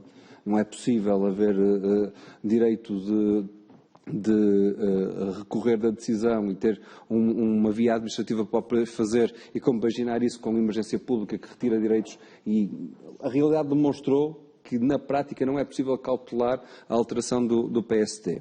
Por outro lado, a proposta de alteração do PSD, a proposta de alteração do PS, radicam ambas numa ideia da qual nós divergimos, que é a ideia de que nós temos que cautelar de forma constitucional uma previsibilidade de uma qualquer pandemia acontecer e nós não termos que decretar estados de emergência para podermos suprimir direitos. E isso acontece porquê? Porque se retira a conclusão de que o que aconteceu de mal no último período da pandemia foi o que aconteceu, foi termos demasiadas declarações de estado de emergência. E eu creio que essa análise, essa conclusão inicial, de que depois se parte para as propostas, está errada. Podemos dizer, e eu aceito essa crítica, mas o estado de emergência não foi pensado para este fim ou com este objetivo há 40 anos atrás. Admito a crítica. Coisa diferente é reconhecer que ele não funcionou. Não, ele funcionou, e bem. Tivemos opiniões diferentes, a Iniciativa Liberal teve várias exposições, o Chega também, tivemos opiniões diferentes sobre o estado de emergência. Isso é outra matéria, é outra discussão. Agora, para haver supressão de direitos, de uma forma tão indiscriminada como houve naquele momento, é excessivo nós exigirmos o decretar do estado de emergência? E eu creio que não. E este aqui é o ponto fundamental, porque depois estamos a atribuir, queremos arranjar previsões constitucionais para atribuir a leis ordinárias a possibilidade de decisões administrativas poderem suprimir direitos. Porque essa é a consequência do raciocínio inicial. Mas não é nossa. Nós não consideramos que o que aconteceu de mal foram os estados de emergência. O que aconteceu, houve decisões judiciais que colocaram em causa algumas decisões políticas, mas fora dos estados de emergência. Quando as decisões colocaram em causa os confinamentos individuais individuais, que as decisões foram todas individuais neste contexto, eles aconteceram fora do período de estado de emergência. Não houve dúvidas sobre a aplicação da lei, nem nos tribunais, no período de estado de emergência. Por isso, parece-me que nós podemos discutir o passado e dizer, mas não foi criado para isto. Agora, eu tiro a conclusão é que no presente funcionou bem neste contexto. E mais do que isso, eu não vejo, admitindo sempre a possibilidade de melhoria, eu não vejo é que nestas propostas de PS e PSD haja aqui uma melhoria face à realidade atual. Porque se coloca uma discricionariedade possível depois em lei ordinária para retirada de direitos que a mim me assusta. Porque não sei qual é o governo de turno em todos os momentos futuros que nós teremos, não sei quais serão as entidades administrativas e a validade das suas decisões. E por isso, acho que sempre, nesta matéria, a Assembleia da República tem o poder para, assim, por proposta do Presidente, decidir os termos da declaração do estado de emergência. Pronto, como perceberam desta minha avaliação, nós não acompanharemos quer as propostas do PSD, quer as propostas do PS para o artigo 27º. Muito obrigado, Sr. Deputado. Tem a palavra agora pelo PAN a deputada Inês Sousa Real. Muito obrigada, Sr. Presidente. Relativamente às várias propostas aqui em questão, começaria até por uma questão de sistemática e também de facilidade das matérias, efetivamente pela proposta também do PCP, tal como o deputado Pedro Filipe Soares também começou, porque não só acompanhamos, e é mais fácil desde já dar a nossa anuência, relativamente àquilo que é o reforço de um direito em relação aos militares, faz-nos todo o sentido que haja aqui um contexto de guerra e que fora destas situações não se permita uma detenção que acaba por não estar também subjacente numa decisão tomada do ponto de vista judicial. Depois, em relação à questão da inclusão de crianças e menores como expressão, ao invés de crianças e jovens como expressão e não como de menor, também nos parece que é uma questão também de harmonização dos conceitos e, portanto, também acompanharemos. Já no que diz respeito às propostas de alteração do artigo 19º e do artigo 27º, começaria pelas questões da autonomia regional. No que diz respeito às questões da autonomia regional, e sem prejuízo daquela que é o respeito pela autonomia, não nos parece que seja harmonizável com os interesses que estão aqui em jogo e com as diferentes especificidades e características das Assembleias, quer regional, quer nacional, que a matéria desta maior sensibilidade, e aqui permitam-me só um passo atrás, nós estamos aqui a falar de uma matéria que pode ser uma autêntica abertura de uma caixa de Pandora. Nós não estamos aqui a falar de uma matéria que, consoante as maiorias que se possam formar, sejam elas parlamentares, sejam elas administrativas ou até mesmo do ponto de vista governativo, nós estamos a falar de uma matéria que hoje sabemos que vivemos num Estado de direito democrático, mas hoje para amanhã não sabemos que forças se podem coligar ou formar e, portanto, há que ter a maior cautela neste processo de revisão constitucional naquilo que possa vir a ser limitações de direitos, liberdades e garantias.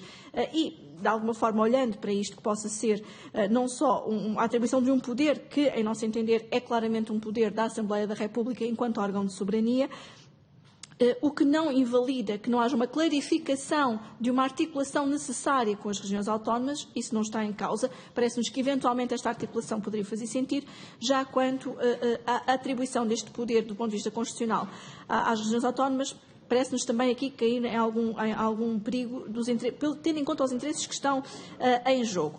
Até por uma questão de reciprocidade, porque nós não nos podemos esquecer que os arquipélagos têm não só a entrada como a saída de pessoas. E, Sra. Deputada, eu peço desculpa, eu ouvi-os com toda a atenção, não interrompi ninguém. Eu já disse nesta comissão que não quero discussão de pessoa para pessoa. A mesa é que manda a falar. Eu não interrompi ninguém, ouvi com atenção e pedia também que ouvissem, até porque, como disse, estamos a falar aqui de uma questão que é da maior complexidade e, com todo o respeito que nos merece a autonomia, não deve ser debatida de forma ligeira. Nós temos a entrada e saída de pessoas e, portanto, necessariamente haverá um condicionamento que é feito pelo Parlamento Nacional que não pode, evidentemente, também ser ultrapassado pelos órgãos regionais. No que diz respeito depois à proposta do PSD, da alteração ao número 2, mas também depois ao artigo 27º, parece-nos que é de facto um pouco redundante o estar aqui a acrescentar a emergência de saúde pública, porque o estado de emergência já inclui as questões de natureza de saúde pública, por um lado. Por outro, no que diz respeito à proposta de alteração, e começo também pela do PSD, relativamente ao artigo 27º, parece-nos que há aqui várias indeterminabilidades, nomeadamente para aquilo que está em causa de uma limitação tão grave dos direitos, liberdades e garantias, e que a norma constitui, por isso, uma norma muito aberta que, em nosso entender, não deve estar formulada neste sentido. Quanto à do PS, a do PS radica desde logo em duas questões, duas problemáticas e critérios que estão aqui ausentes. Por um lado, a deliberação da Assembleia da República e, por mais que nos possa preocupar, e acompanhamos evidentemente a preocupação relativamente a futuras pandemias, que sabemos que, até por força da crise climática e do agudizar dos fenómenos climatéricos extremos, será mais frequente, quer as pandemias, quer também outras situações, até outras catástrofes ou eventos extremos que possam levar à declaração de estados de emergência. Parece-nos que fazê-lo ao arrepio de uma deliberação da Assembleia da República, desde logo constitui um problema na limitação dos direitos, liberdades e garantias. E, por outro lado, a ausência de uma decisão judicial em prevalência de uma decisão administrativa, que, mais uma vez, também aqui, tendo em conta aquilo que possa ser a formação, e aqui falo sem qualquer tipo de complexo ideológico, não é nenhum recado, nem nenhuma questão, nem para a esquerda, nem para a direita, estamos a falar de ponto de vista abstrato, porque também temos que ter presente, de forma abstrata, quando discutimos a nossa lei fundamental, aquilo que possa ser um regime autocrático em detrimento de um regime democrático. E, portanto, parece-nos que há, de facto, ter aqui alguma cautela quando estamos a excepcionar do elenco dos direitos a alguma matéria, porque, como já aqui foi referido, nenhuma das demais tem a ausência ou de uma decisão judicial ou desta suscetibilidade da Assembleia da República se pronunciar. E apesar daquilo que foram as fragilidades e da aprendizagem que tivemos que fazer durante o estado de emergência, há uma coisa que todos temos a certeza. Esta decisão foi tomada pelo órgão que representa de forma plural e inequívoca todos os portugueses. Foi tomada, de facto, pelo órgão de soberania, que é a Assembleia da República, em que todos, inclusivamente, trouxe e obrigou a que o Governo, de alguma forma, envolvesse a Assembleia da República e as restantes forças políticas até naquilo que era o conhecimento da informação, porque imagine-se que esta era uma decisão meramente administrativa e meramente na tutela do Governo, em que não teríamos sequer acesso à informação. E, portanto, é com preocupação que vemos estas soluções na forma como estão. Isto não significa que não tenha que se encontrar uma solução para que, de forma inequívoca, a Constituição respalde o estado de emergência, mas não pondo em causa ou sacrificando não só os direitos, liberdades e garantias dos cidadãos na perspectiva individual, mas também da oposição e os direitos políticos, nomeadamente à informação, porque se hoje temos uma informação, e foi de facto um bom exemplo até as conferências do Infarmed e toda a informação que nos foi feita chegar, se calhar se tivéssemos um mecanismo deste, estaríamos todos arredados do poder de decisão e da informação, coisa que acabou por não acontecer durante a pandemia, e até foi um exercício democrático muito mais saudável do que se calhar poderíamos ter imaginado num contexto tão difícil. Obrigado, Sra. Deputada. Tem a palavra para fechar esta ronda o deputado do LIVRE, Rui Tavares. Muito obrigado, Sr. Presidente. Boa tarde, já à noite a todas e a todos, embora nos tenhamos visto durante todo o dia de debates. Vou começar do fim para o princípio. Há as propostas do PCP, a linha E do número 3, perfeitamente de acordo com esta alteração terminológica. A linha D do mesmo número, também perfeitamente de acordo, em que haja uma distinção em relação à prisão disciplinar, ou melhor, que ela só seja possível em tempo de guerra ou no decurso de missões militares, com garantia de recurso para o Tribunal competente, como já era. E, importante, haver uma distinção entre o tempo de guerra ou a missão militar e o tempo de paz, até porque, de outra forma, não há uma hierarquia na imposição de disciplina em relação aos militares. Em relação às propostas do PSD e do PS, no mesmo artigo 27º,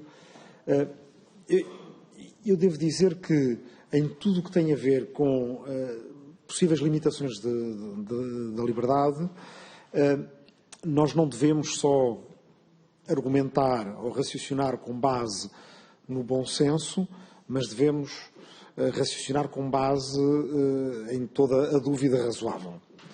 Ou seja, eu tenho que ser muito bem convencido e não só apenas convencido com argumentos de senso comum em relação a limitações da liberdade.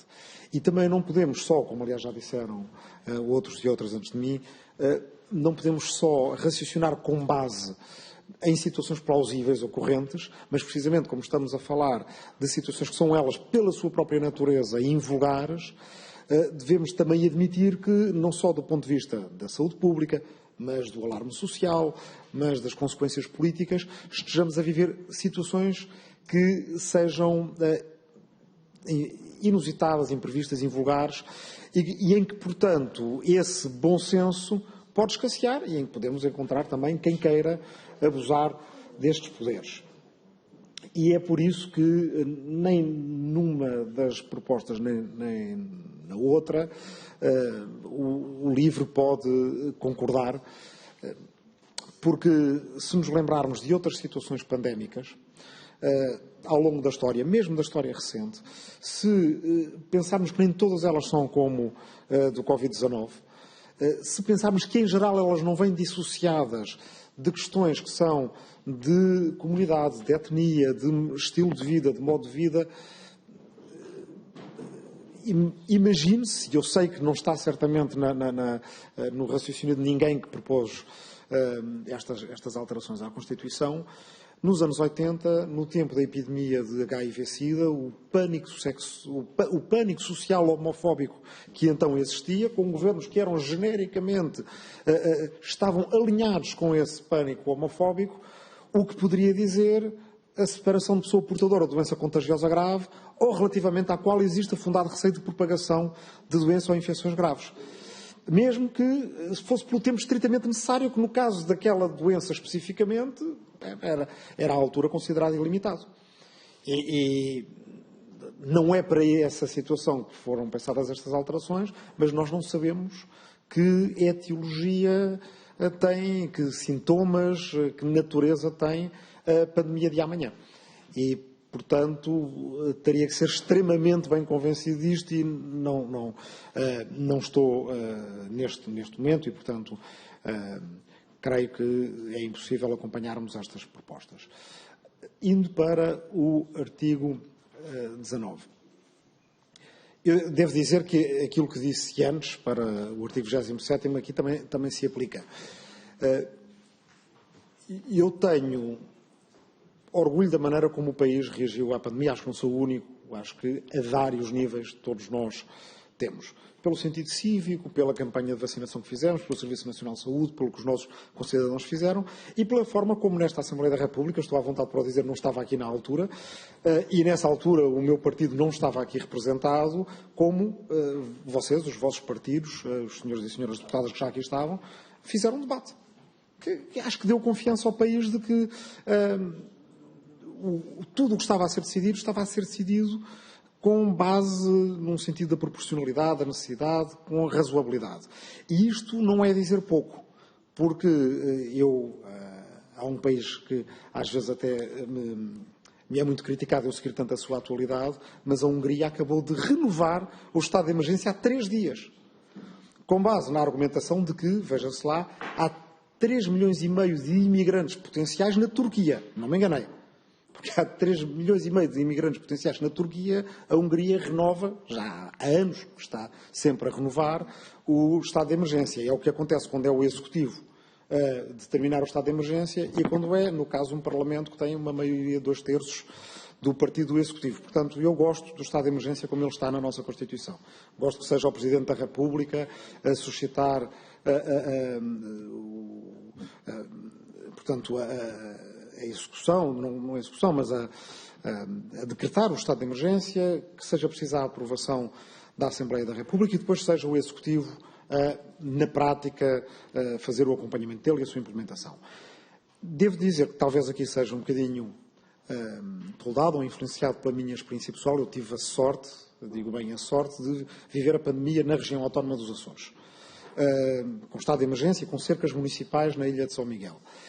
E não senti nenhum tipo de descontinuidade ou de dificuldade na resposta à pandemia por as coisas serem como foram, com a Constituição tal como ela está ainda. Achei que o Governo Regional tomou uma série de medidas que estavam dentro do seu âmbito e que foram adequadas.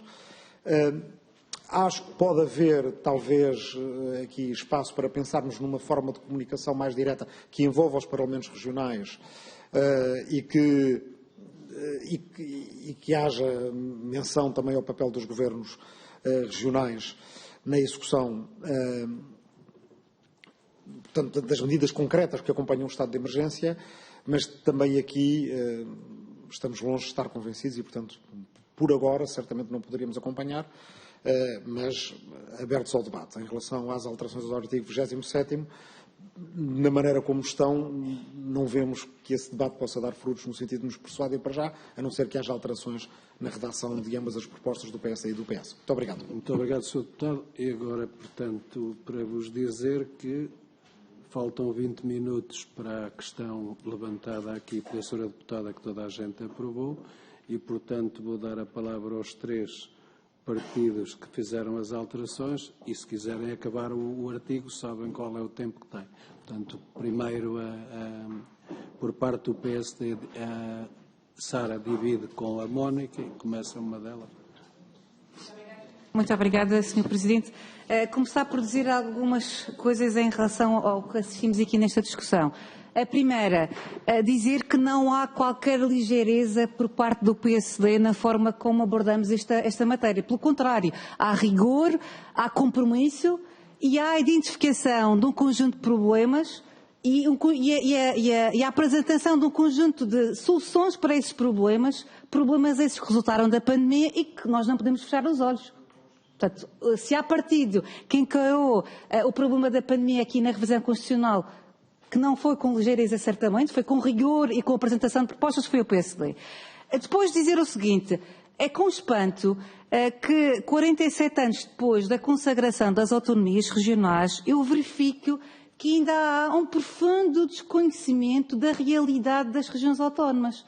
É só com profundo desconhecimento que eu posso entender algumas considerações que foram aqui feitas a essa medida. Dizer também o seguinte, o que está em causa é que a proposta do PSD, o artigo 9, não é o decretamento do estado de emergência, é a execução do estado de emergência. É isso que nós estamos a falar. Estamos aqui a prever que a execução seja atribuída aos governos regionais. Nós sabemos que a experiência assim o determinou. Mas porquê é que nós estamos a fazer esta proposta?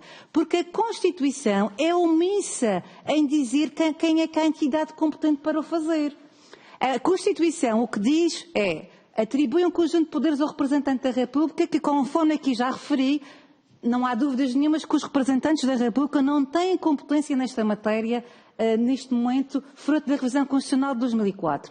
Também o Governo da República não pode, nem tem esse poder, executar nas regiões autónomas o estado de emergência. Eu vou explicar porque se houvesse algum conhecimento sobre a realidade regional, percebia-se facilmente porquê.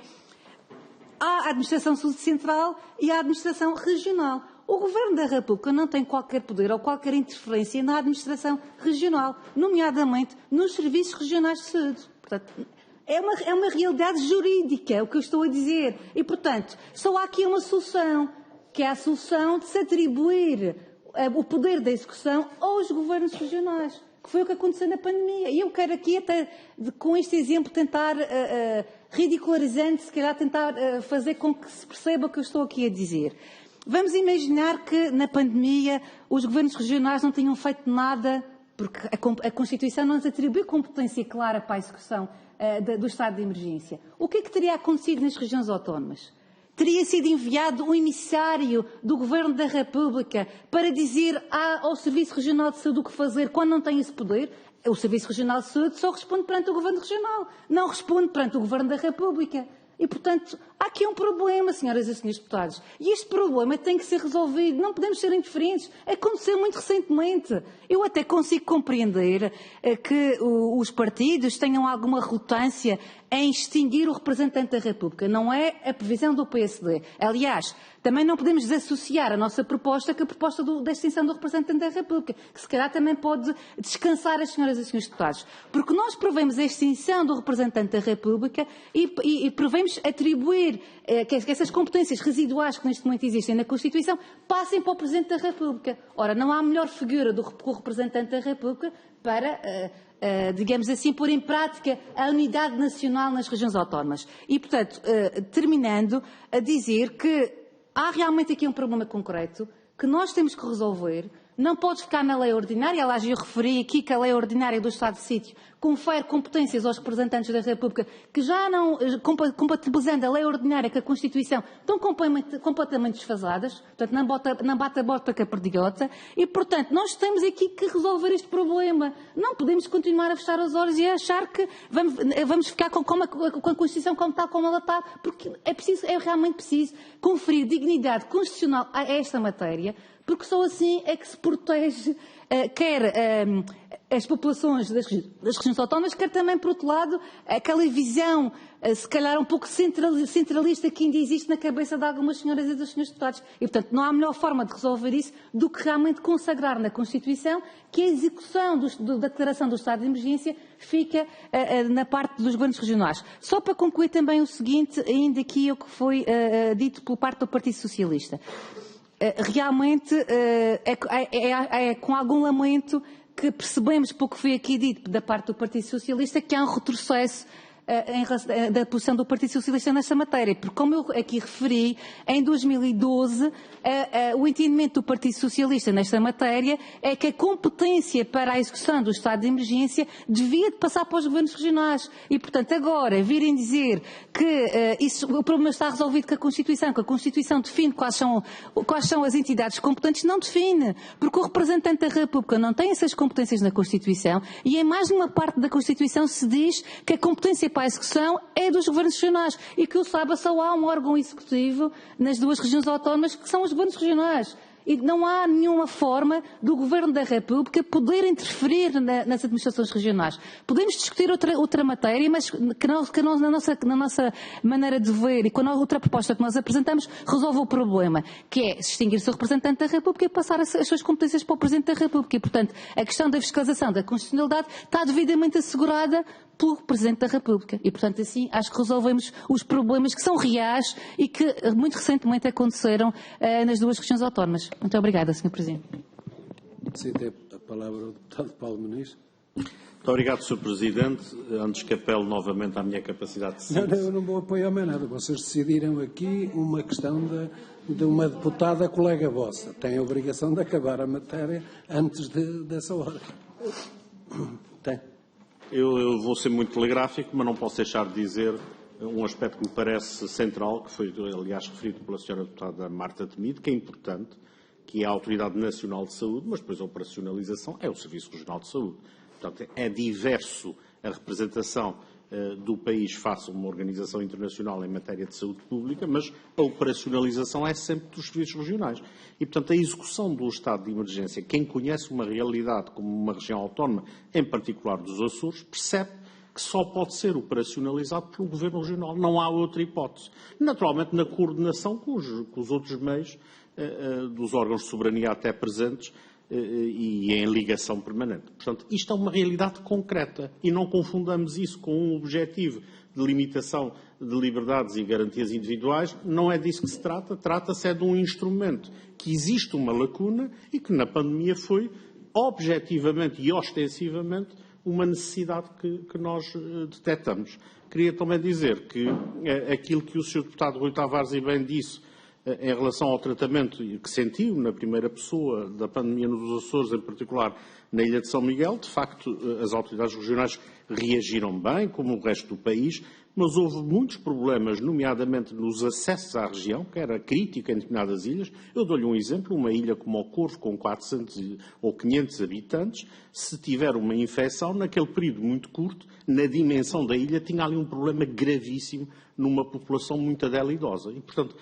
neste caso, como se bem imagina e se percebe, por exemplo, decretar a não entrada na ilha é uma coisa fundamental para o controle, até porque, repare, se há um problema na Ilha do Corvo, eu estou a usar este exemplo extremo, não consegue tirar de lá ninguém, é impossível tirar as pessoas todas, não é? Não há meios e lá não há hospital. E, portanto, é, digamos, uma situação muito particular que este exemplo, eu penso que ilustra a necessidade daquilo que nós propomos como alteração constitucional. Obrigado. Muito obrigado, Sr. Presidente. Também irei ser muito rápida. Agora já só faltam 10 minutos para irei ser muito rápida. Na esteira e respondendo ao que disse a Sra. Deputada Alexandra Leitão, restamos que concorda com a nossa proposta na parte do decretado ou confirmado, naquela parte de resto já consta também na norma da linha H do atual artigo 27 do internamento por anomalia psíquica. Portanto, é precisamente essa a redação que está. A questão da separação, o PS fala em separação, nós falamos em confinamento ou internamento. Separação, confesso que em termos de percepção, de terminologia da palavra, nos faz lembrar o apartheid. Alguém que está separado, faz quase o apartheid.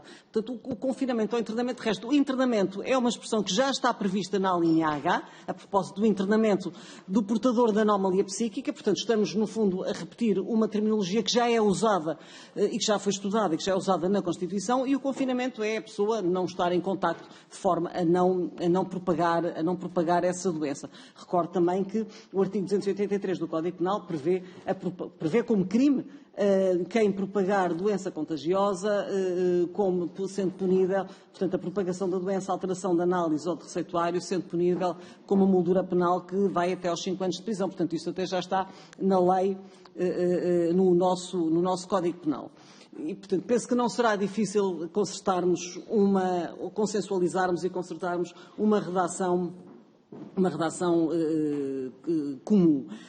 A senhora deputada Marta Temido expressou uma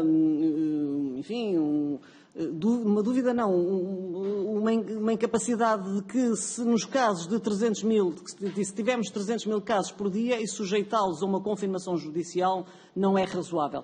No caso, se for 300 mil casos por dia, não caímos na previsão do artigo 27, mas sim na previsão do artigo 19, porque obviamente não vamos estar a confirmar um a um, portanto, e daí o PSD ter feito duas propostas diferentes. Para o caso de grande escala, portanto, de epidemia em grande escala, de pandemia em grande escala, e depois para os casos individualizáveis, portanto, individuais.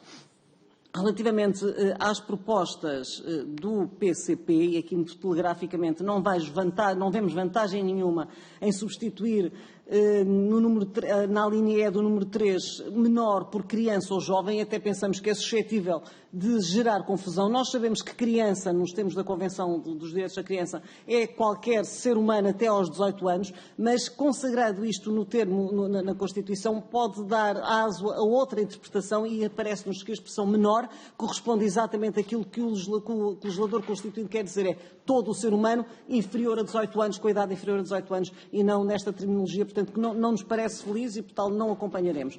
Assim como não acompanhamos também as alterações propostas para a linha D, porque entendemos que o regime militar e os militares têm uma disciplina específica, subordinada a uma hierarquia, e por isso, isto tendo também um regime previsto, que está previsto nos artigos 270 a 276 da Constituição, não nos parece, não vamos acompanhar aqui a proposta, de resto parece-nos feliz a norma que está agora na Constituição.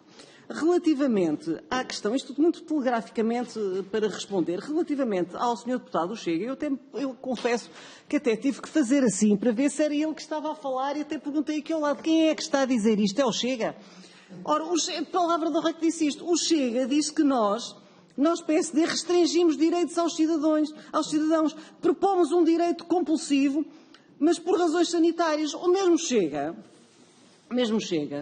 que, paradoxalmente, ou talvez não, para a redação do artigo 26, que tem outros direitos pessoais, propõe uma coisa que é uma pérola, que não se me ocorre outra expressão, que é uma pérola total, que diz: a todos são reconhecidos, onde é que está o Chega? Diz assim: a lei estabelecerá garantias efetivas contra a obtenção, e o número 2. Mas o Chega, que vem no artigo 26, que vem dizer, mas estou a responder, estou na réplica, que diz que, no entanto, portanto, o Chega propõe, como alteração ao artigo 26, restrições, admitindo restrições a estes direitos por razões de segurança pública, no artigo 26. Portanto, faz esta proposta, que é uma restrição, que é uma cláusula aberta, geral, abstrata, discricionária, um saco aberto onde cabe tudo. E entende que aqui não há nenhuma restrição aos direitos, mas relativamente a uma coisa perfeitamente concreta, concretizável, fundamentada, individualizável, como é a emergência sanitária, que já é uma compressão intolerável aos direitos. Por fim,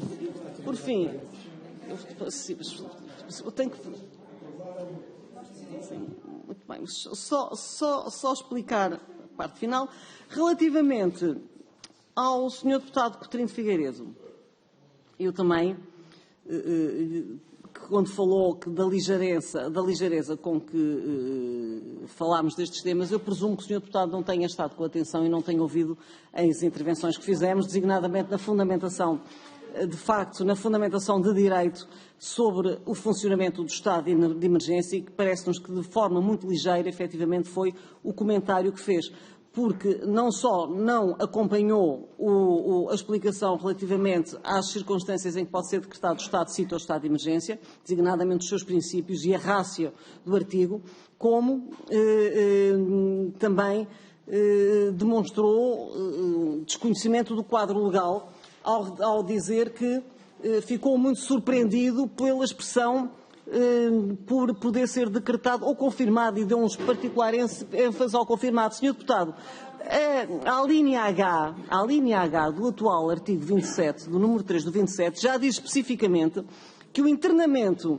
de portador de anomalia psíquica em estabelecimento terapêutico adequado, decretado ou confirmado, isto já lá está, Sr. Deputado, por autoridade judicial competente. E isto sim é bastante mais grave. Estamos a falar do internamento de portador de anomalia psíquica, que é bem mais difícil de diagnosticar do que uma patologia que, sem ser de índole psíquica. É muito mais difícil diagnosticar alguém que tenha uma patologia psíquica e pode ser suscetível de abusos do que alguém que efetivamente está doente fisicamente e não do ponto de vista psíquico. E, de todo modo, parece-nos que o Sr. Deputado disse que o estado de emergência funcionou e que a seguir também funcionou. Eu podia-lhe dizer aqui, podia-lhe citar vários acórdãos proferidos pelo Tribunal Constitucional, mas o Sr. Deputado com certeza que os conhece, portanto vou-me abster de os fazer, mas posso-lhes fazer chegar, se entretanto quiser, que fala sobre isso e, enfim, por manifesta insuficiência de tempo, não poderei continuar a refutar as demais considerações que colhi com todo o agrado e que respondo com todo o gosto às senhoras e aos senhores deputados. Muito obrigado. Agora temos aqui um dilema. Ou continuamos, ou termina-se aqui e continua a discussão na próxima. Pois. Portanto, terminamos. Não, nunca dá para todos, porque já vários pediram a palavra. Portanto, vamos fazer assim. Termina, ou sei lá, senão não continuamos, porque uma deputada pediu e aprovaram aqui que era... Portanto, isso tinha que ser respeitado, pelo menos. Essa parte foi... Dá-me a palavra, Sr. Presidente. Bom, neste caso, muito bem, chegando a uma altura em que se impõe que, no exercício do direito de responder às questões que foram suscitadas perante as propostas que o PSD apresentou, das duas, uma, ou suspendíamos a sessão e continuávamos esta discussão na próxima sessão. E é o que vamos fazer. Pronto, muito bem. Não há outra forma. Então, não podemos não posso deixar de responder. Está bem, mas o problema não é esse. O problema é que esta discussão, apesar de continuar na próxima semana, já demorou para um artigo 2 horas menos um quarto. Portanto, também é preciso ter a noção dessa situação. 1h45. Portanto, está suspensa esta reunião, ou terminada esta reunião. Na terça-feira, começamos pelo PS a responder às alterações.